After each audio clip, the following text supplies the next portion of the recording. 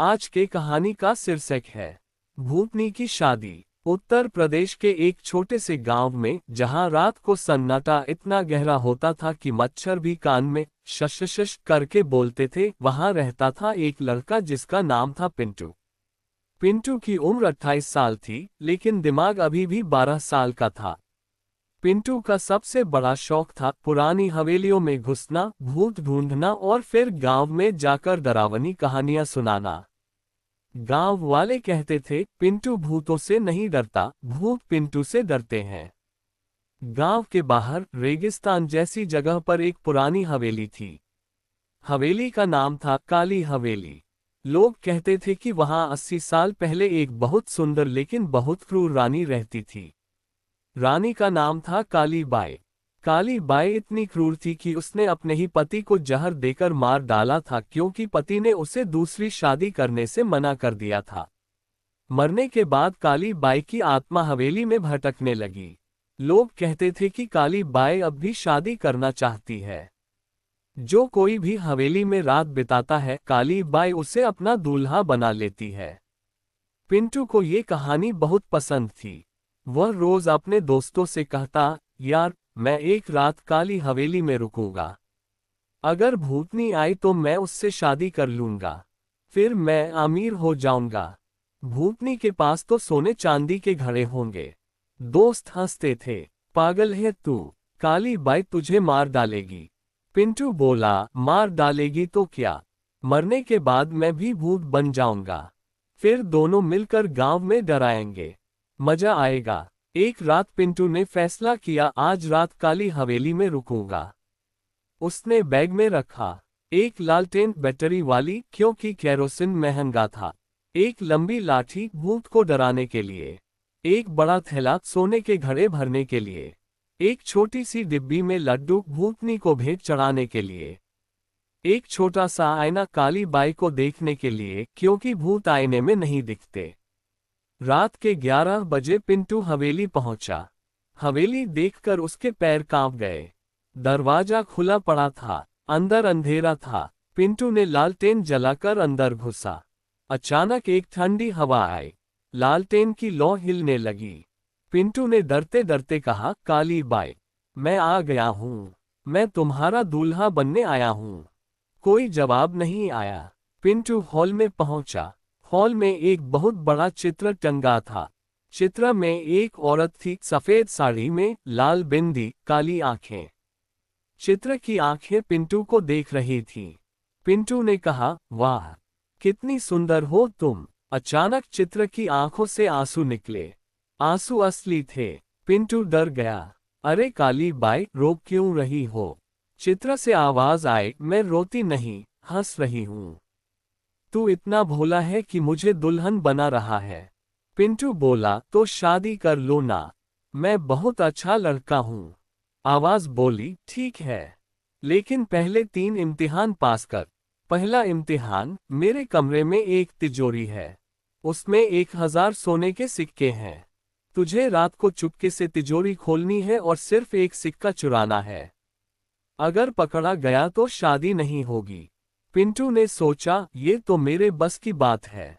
रात हुई। पिंटू चुपके से कमरे में घुसा, तिजोरी खोली। अंदर 1000 सिक्के चमक रहे थे। पिंटू ने एक सिक्का उठाया और जेब में डाल दिया। जैसे ही बाहर निकला, आवाज आई, पकड़ा गया चोर। पिंटू भागा। पीछे से भूतनी दौड़ी। पिंटू सीढ़ियों पर चढ़ा, भूतनी भी चढ़ी। पिंटू छत पर पहुंचा, भूतनी भी पहुंची। पिंटू छत से कूदा, भूतनी ने पकड़ लिया। भूतनी बोली, तू चोर है, लेकिन मजाकिया भी है। पहला इम्तिहान पास। पिंटू खुश हो गया। दूसरा इम्तिहान, कल मेरा जन्मदिन है, तुझे मुझे ऐसा तोहफा देना है जो मैंने कभी ना देखा हो। पिंटू सोच में पड़ गया, अब क्या दूं? पिंटू ने रात को चोरी करके गांव के अमीर सेठ से एक हीरे का हार चुरा लिया। अगले दिन भूतनी को हार दिया। भूतनी ने हार देखा और बोली, वाह, कितना सुंदर है। पिंटू खुश हो गया, लेकिन भूतनी ने हार वापस सेठ को दे दिया और कहा, ये चोरी का माल है, मैं चोरी का तोहफा नहीं लेती। पिंटू शर्मिंदा हो गया। तीसरा इम्तिहान, अब तुझे गांव के सबसे बड़े चोर को पकड़ना है। अगर पकड़ लिया तो शादी पक्की। पिंटू ने सोचा, गांव में सबसे बड़ा चोर तो मैं हूं। अब क्या करूं? पिंटू रात को सोचता रहा। सुबह उठा और भूतनी के पास गया। भूतनी जी, मैंने सबसे बड़े चोर को पकड़ लिया है। भूतनी बोली, कहाँ है? पिंटू ने कहा, मेरे अंदर। मैं ही सबसे बड़ा चोर हूं। लेकिन अब मैं चोरी छोड़ रहा हूं। भूतनी हंस पड़ी। अच्छा, तो अब तू क्या करेगा? पिंटू बोला, अब मैं खेती करूंगा। ईमानदारी से कमाऊंगा। भूतनी ने कहा, ठीक है। शादी पक्की। शादी की तैयारियां शुरू हो गईं। पूरा गांव जश्न मना रहा था। पिंटू अब पिंटू प्रसाद बन गया। उसने खेत लिया, बैल खरीदे और मेहनत से कमाने लगा। शादी के दिन भूतनी लाल जोड़े में आई। पिंटू सफेद कुर्ता पायजामा में। मंडप में फेरे हुए। अचानक एक आदमी दौड़ता हुआ आया, वह धनपाल सेठ था। धनपाल बोला, रुक जाओ। ये भूतनी मेरी बहन है। मैंने उसे गोद लिया था। सब हैरान। भूतनी बोली, भैया आप? धनपाल बोला, हाँ बहन, मैंने तुम्हें गोद लिया था, लेकिन अब मैं तुम्हारी शादी नहीं होने दूंगा। पिंटू बोला, सेठ जी, आपकी बहन खुश है। उसे मेरे साथ रहने दो। धनपाल बोला, नहीं, मैं उसे अमीर लड़के से ब्याहूंगा। भूतनी ने कहा, भैया मैं पिंटू से ही शादी करूंगी। वो मुझे हंसाता है। वो मुझे प्यार करता है। धनपाल ने कहा, ठीक है। एक आखिरी शर्त, पिंटू को मेरे खजाने से एक घड़ा सोना निकाल कर लाना होगा। पिंटू बोला, ठीक है। पिंटू रात को धनपाल के घर गया।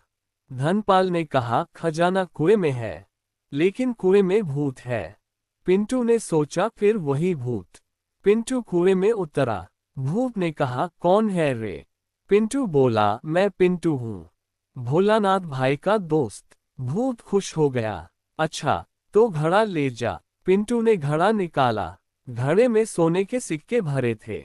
पिंटू घड़ा लेकर धनपाल के पास गया। धनपाल ने देखा और बोला, ठीक है।